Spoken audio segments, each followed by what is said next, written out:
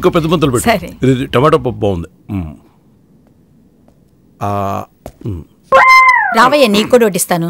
వద్దొద్దనే, మిమ్మల్ని ఇలా చూస్తుంటేనే కడుపు నిండిపోతుంది. వేలు తెగిందిరా, అందుకని. వేలు తెగితే స్పూన్తో తినాలి, కుదరపోతే తినడం మానేయాలి. అంతేగాని పెళ్ళిడు వచ్చిన పిల్లాడిని ఇంట్లో పెట్టుకుని ఇలాంటి యాదవేషాలు వేయకూడదు. అంత కోపం ఎందుకురా? రేపు నీకు కూడా పెళ్ళం వస్తే ఇలాగే ముద్దలు కలిపి పెడుతుందిలే. 7 ఏళ్ల నుంచి ఇదే మాట చెప్తున్నావు. పెళ్లి కాదు కదా, కనీసం శోభనం కూడా అవ్వలేదు. అదే నిశ్చితార్థం కూడా అవ్వలేదు. దేనికైనా టైం రావాలయ్యా. ఇంట్రెస్ట్ ఉండాలమ్మా. మీ వాళ్ళు కట్నం ఇవ్వలేరని సంబంధం వద్దన్నాడు మా నాన్న. నేను ఆయన ఎదిరించి మరి మీ పెళ్లి చేశాను. ఇప్పుడు కట్నం ప్రాబ్లం లేదు, లక్కీగా నాన్న కూడా లేడు, అయినా వీడేం చేయట్లేదు. ఆలోచించరా, తమ్ముడు బ్యాగ్ తీసుకుని ఒక అమ్మాయి ఇంటికి ఎందుకు వచ్చింది? అసలు ఆ అమ్మాయి ఇంటికి వాడెందుకు వెళ్ళాడు? బ్యాగ్ ఎందుకు మర్చిపోయాడు? అసలు మీ గురించి ఎందుకు అబద్ధాలు చెప్పాడు? ఒకవేళ అమ్మాయిని ఇష్టపడ్డా? అందుకే ఎంత కష్టపడ్డా? పోనీ మాట్లాడితే నష్టం ఏమైనా ఉందా అని ఆలోచించావా? లేదు. అసలు తను ఎవరో తెలియకుండా. House number 14 sector 4 MCP colony Vizag. ఇది అడ్రస్. పేరు మల్లేశ్వరి. అమ్మా బాబు కూడా ఇక్కడే ఉన్నారు. ఏదో ఒకటి తవల్సండి. ఇప్పట్లో మల్లేశ్వరికి పెళ్లి చేసే ఉద్దేశం లేదండి. పోనీ ఎప్పుడు అనుకుంటున్నారో చెప్పండి, అప్పటిదాకా ఆగుతాం. అసలు ఆ విషయం గురించి ఆలోచించలేదండి. వేరే సంబంధం ఏదైనా? అబే అలాంటిదేం లేదండి. పోనీ తను ఎవరైనా ప్రేమించిందా? లేదు. ఇంకేంటండి ప్రాబ్లం? మల్లీశ్వర్ మా అమ్మాయి కాదు, అదే ప్రాబ్లం. అంటే తనకి అమ్మా నాన్న లేరు, అనాథ. అలాంటి అమ్మాయికి ఇంత సంబంధం రావడమే విశేషం. మీరు ఇంకేం ఆలోచించకండి. ఏంటండి అలా మాట్లాడతారు? అసలు మల్లీశ్వర్ ఎవరో తెలుసు. నేను మాట్లాడుతున్నా కదా, నువ్వు లోపలికెళ్ళు. నా వైఫ్కి తోడుగా ఉంటుందని వాళ్ళ ఊరి నుంచి తెచ్చుకుంది. అంటే పని మనిషా? అవును. మరి మీరాగండి. వివరాలు తెలుసుకోకుండా వచ్చి మిమ్మల్ని ఇబ్బంది పెట్టినట్టున్నాం, క్షమించండి. పర్వాలేదు. నమస్తే. నమస్కారం. ప్రసాద్ ఎక్కడ? లోపల ఉన్నారండి. ఏటే ఇది? ఎవడో మన బ్యాంక్ 10 లక్షలు లోన్ ఇచ్చాయంట. 10,15,000 సార్. వీడు బ్యాంకుకి లోన్ ఇవ్వడం ఏంట్రా? అది రేయ్, రేపటి నుంచి నువ్వు బ్యాంకుకి రాకు, నీ జీతం ఇంటికి పంపిస్తాను. నీతో కొంచెం మాట్లాడాలి. I will be back in a minute. రా. అలాగే సార్. రండి ప్లీజ్, కూర్చో. అసలు ఏమనుకుంటున్నావు నువ్వు? ఏమైంది? అరే 4 సార్లు మాట్లాడితే పెళ్లి సంబంధానికి పంపించేస్తావా? ఓ, అన్నయ్య వాళ్ళు వచ్చారా? ముహూర్తాలు పెట్టడానికి పురోహితుని కూడా తీసుకొచ్చారు. సారీ అన్నయ్య, ఇన్నాళ్ళు నేను సరిగా అర్థం చేసుకోలేకపోయాను. చిచి, నువ్వింత రోగ్వని నేను ఎప్పుడు అనుకోలేదు. ఫోన్లే కదా ఏదో సరదాగా మాట్లాడితే పిచ్చి వేషాలు ఇస్తున్నావు. నువ్వు చేసిన పనికి మా ఇంట్లో వాళ్ళ ముందు తలెత్తుకోలేకపోయాను తెలుసా? అవునా? నువ్వేమైనా పెద్ద హీరోని అనుకుంటున్నావా? Oh no. ఇంత పళ్ళేసుకుని ఈ నవ్వగానే అమ్మాయిలందరూ పరిగెత్తుకొచ్చేస్తారనుకుంటున్నావా? అది షట్ అప్. వైజాగ్ లో పిచ్చోళ్ళు హాస్పిటల్లోనే ఉంటారనుకునేదాన్ని, కానీ నిన్ను చూసాకే తెలిసింది రోడ్డు మీద కూడా తిరుగుతున్నారు. థ్యాంక్స్. చూడు, ఇంకోసారి మా ఇంటికి వచ్చావంటే మర్యాదగా ఉండదు. అంటే లైబ్రరీకి రమ్మంటావా? నీకసలు బుద్ధి లేదా? ఉంది, కానీ ఎక్కువగా వాడను. నన్ను అనవసరంగా రెచ్చగొట్టద్దు. ఈసారి మాటలతో వదిలేస్తున్నాను, నెక్స్ట్ టైం చేతులతో చెప్తాను. అలాగే, నేను వెయిట్ చేస్తాను. నా కోసం. ఓకే ఓకే, తప్పకుండా తీసుకెళ్తాను. రెడీగా ఉండు. ఓకే. ఏముంటుంది? సినిమాకి వెళ్దామని ఒకటే గొడవ అండి, నేను కుదరలేదు, అందుకే కొంచెం కోపం. సినిమాకే? అలాంటి అమ్మాయి అడగాలి, కానీ నేనైతే శ్మశానానికైనా వెళ్ళిపోతాను. సారీ. మీరేం చేస్తుంటారు? నేను సీఏనండి. మా తమ్ముడు ఆంధ్ర బ్యాంక్ లో అకౌంటెంట్ గా పనిచేస్తాను. అదిగో మాటల్లోనే వచ్చాడు. 100 ఏళ్ల ఆయుష్. మా తమ్ముడు అండి. నమస్కారం. ప్రసాద్, ఒక నిమిషం. కుర్రోడు చాకులా ఉన్నాడు. ఇది వరకు కత్తిలా ఉండేవాడు, ఈ మధ్య కొంచెం డైటింగ్ చేసాడులేండి.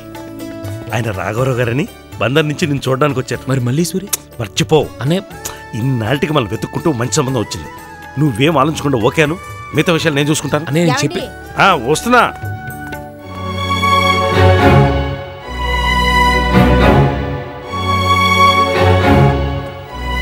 నమస్కారం అండి. నమస్తే. మా అమ్మాయి ఫోటో.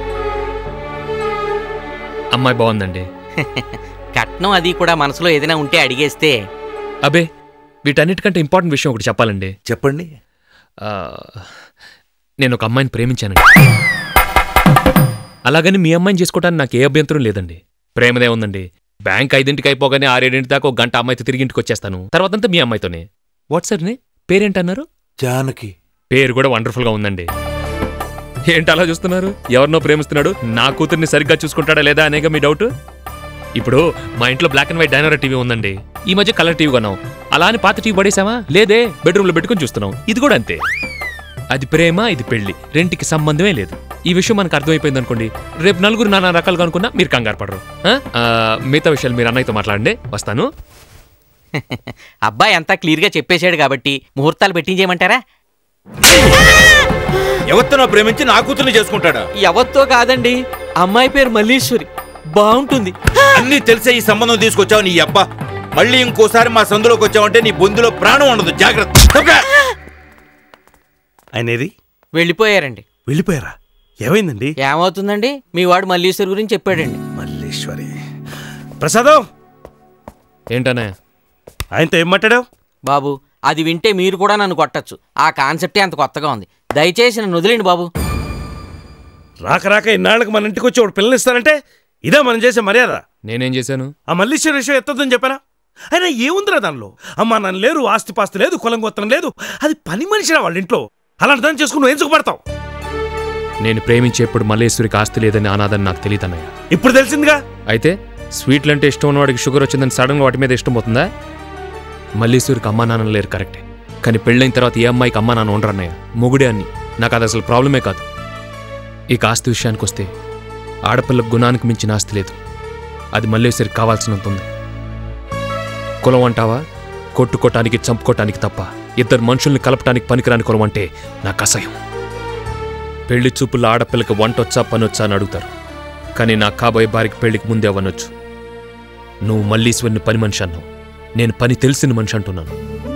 వినేవాళ్ళకి చెప్పగలం కానీ వాదించే వాళ్ళకి ఏం చెప్తాం? నీ ఇష్టం వచ్చినట్టు కానీ.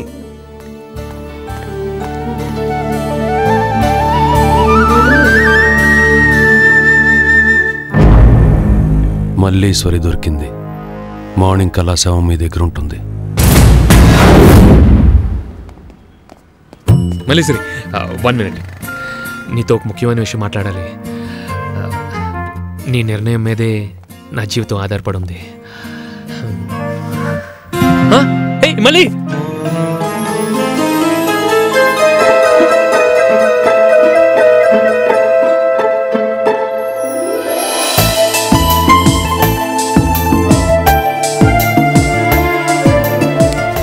అరే మంచి బుక్. ఇందులో హీరోయిన్ చంపేస్తాడు, కానీ చివరిలోనే తెలుస్తుంది. సస్పెన్స్. ఎందుకు మల్లేశ్వరి నాతో మాట్లాడట్లేదు? నేనేం తప్పు చేశాను? ఏం కావాలి సార్? తర్వాత నీ ప్రాబ్లం ఏంటో నాకు తెలుసు. నీ దగ్గర డబ్బు లేదనేగా, నా దగ్గర ఉంది. నీకు విషయం తెలుసా? నా జీతం కట్టింగ్లు పోను నెలకు 9,000. విచ్చలు విడిగా ఖర్చు పెట్టుకుంటే ఇద్దరు కలిపి 5,000 దాటుతావు. మిగతా డబ్బులు మొత్తం నీకే ఇచ్చేస్తాను.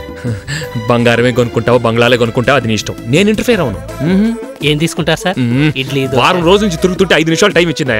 వెయిట్ చేయలేవా? చచ్చిపోతావా? ఇడ్లీలు దోశలని. మనం పెళ్లి చేసుకుంటే ఈ ప్రాబ్లం ఉండదు. ఇడ్లీలు ఇంట్లోనే చేసుకోవచ్చు. ఓ సీక్రెట్ చెప్తాను విను. MVP కాలనీలో ఫ్లాట్కి డబ్బులు కడుతున్నాను. ఈ విషయం అన్నయ్య వాళ్ళు కూడా తెలీదు. ఏం లేదు, తెలిస్తే ఏడుస్తారు. నేనే చెప్పలేదు. Double bedroom flat, 1000 square feet. అటు నుంచి ఇటు నడవటానికి 1.5 minutes పడుతుంది తెలుసా? నువ్వు అనంతే. నిన్ను యువరాణిలాగా చూసుకుంటాను. రోజు సాయంత్రం 3 మల్లెపూలు, వారానికి సినిమా, నెలకోసారి పిక్నిక్, సంవత్సరానికి ఒకసారి LTC మీద ఏ ఊటీ కొడైకెనాల్ ట్రిప్. సర్లే, మనలాంటి డబ్బున్నోళ్ళు చేయలేదు ఏముంది చెప్పు. ఇప్పుడేం చెప్పక్కర్లేదు. Take your own time. రేపు సాయంత్రం వస్తాను. బాగా ఆలోచించుకొని ఎస్ అని చెప్పు, కుమ్మేద్దాం అంతే. రే, ఇక్కడ 2 కూర్చున్నారు. వాళ్ళు తింటారా దావుతారా అడగక్కర్లేదా? ఉద్యోగం చేస్తున్నావా, అటు ఇటు వాకింగ్ చేస్తున్నావా? వెళ్ళి 2 కాఫీలు తీసుకురావాయా?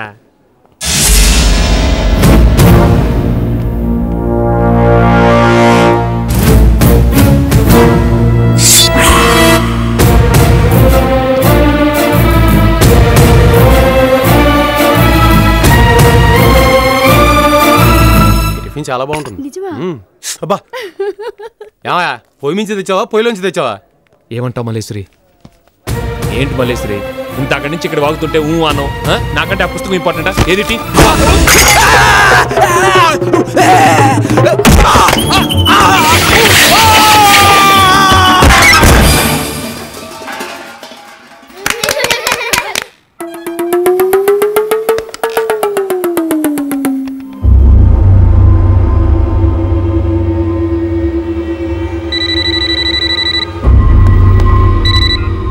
హలో, నేను బాలాజీని మాట్లాడుతున్నాను.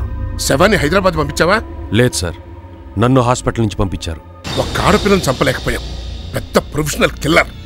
అంటే అనుకోకుండా నేను ఒకడు కొట్టరాని చోట కొట్టాడు సార్. దాంతో వేళ్ళు సూపులో పడి నేను స్తంభం మీద పడి డోర్ ఓపెన్ అవడంతో కుదరలేదు సార్. వినో, నీ వల్ల అయితే చెప్పు, లేకపోతే వేరే వాళ్ళని పంపిస్తాను. అక్కర్లేదు సార్, అమ్మాయిని నేను ఫినిష్ చేసేస్తాను. నేను పంపించేది దాన్ని ఫినిష్ చేయడానికి కాదు, నిన్ను ఫినిష్ చేయడానికి.